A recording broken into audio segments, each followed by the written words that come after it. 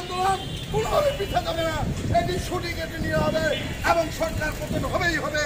এবং বাংলাদেশের communist party এই সময়ে কেন বলতে চাই, একটা সুন্দর পরিবেশে জাতীয় সরকার তৈরি করে এই দেশের শান্তি বিরাজ করার জন্য সারা বাংলাদেশের কমিউনিস্ট পার্টি প্রতিটা গ্রামে গঞ্জে এবং এই থানা উপজেলা আমরা এবং আমাদের সাথে আন্দোলনের সঙ্গে ঘোষণা করে আপনাদেরকে আমাদের সাথে থাকার জন্য আহ্বান জানিয়ে আমি আমার সবাইকে ধন্যবাদ।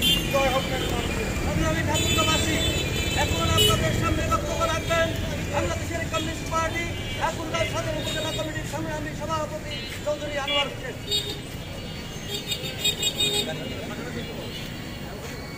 সংগ্রামী ঠাকুরগাঁওবাসী,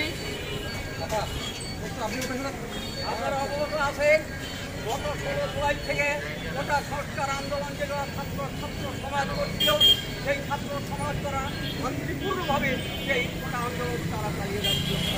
তাদের দাবি যৌক্তিক ছিল, ন্যায়সঙ্গত ছিল। তারা তার উপরে কোনো আঘাত করে নাই, কাউকে একটা ঠিক করে নাই, কোনো অপরাধ তারা করে নাই। অথচ তাদের উপরে ছাত্রলীগ এবং শাসনের কিছু পুলিশ বাহিনী তারা তাদের উপরে যে নির্যাতন করেছে, তাদেরকে গুলি করে যেভাবে মারা হয়েছে, এটা মধ্যযুগীয় কর্ম।